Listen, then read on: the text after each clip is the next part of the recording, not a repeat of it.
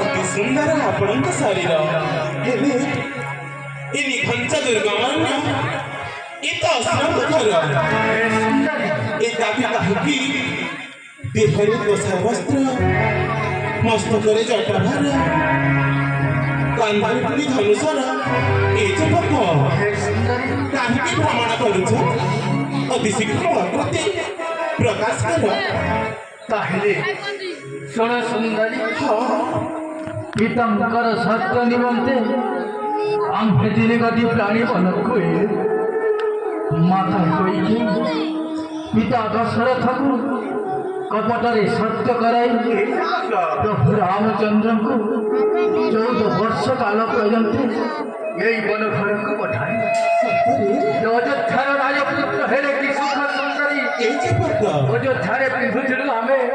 पाठ पितांबरी आउ ए वनस्पति घरे पिंधु सुंदरी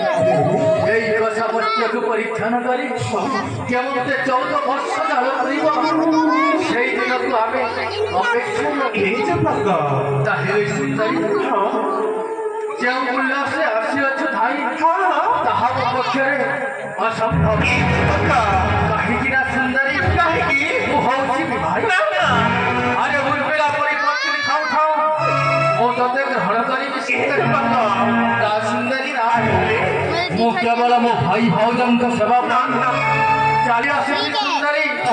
यही 14 वर्ष काल वन घर को तते पत्नी करी रखिले कि सुख पाई ना सुंदरी ताहिले सुंदरी आहुरी कथा कहू मन दे सुन सुंदरी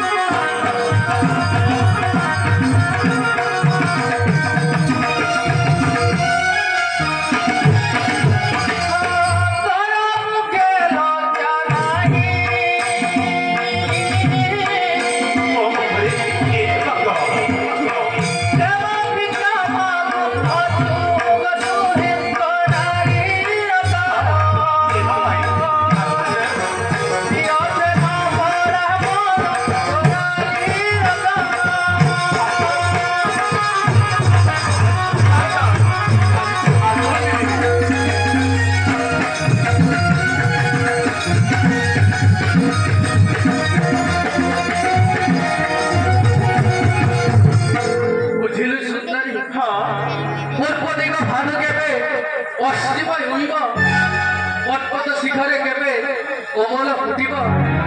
ତେବେ ଶିକ୍ଷା ଦରବର ମିଳନ ହୋଇବ। ଏ ବାକା ବାବା ହେ ସୁନ୍ଦରୀ ଏ ବାକା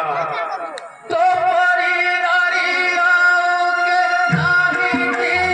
तुम्हारा ये तुम्हारा रूप तुम्हारी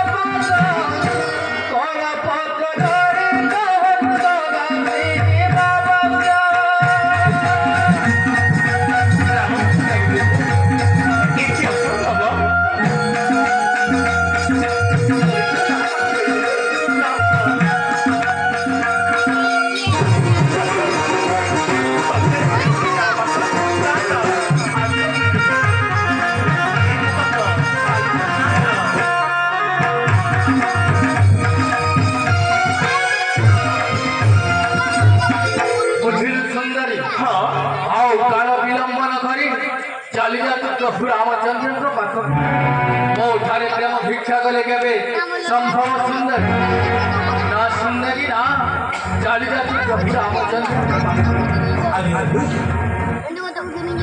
ये तो आश्चर्य कथा राम बासगली माधव प्रभु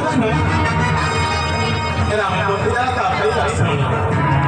ये लक्ष्मण पास को आसिला परे जटाधारी मते मना करिदेला ए दी भाई जानिना हती ए सुरपण घर असल रूप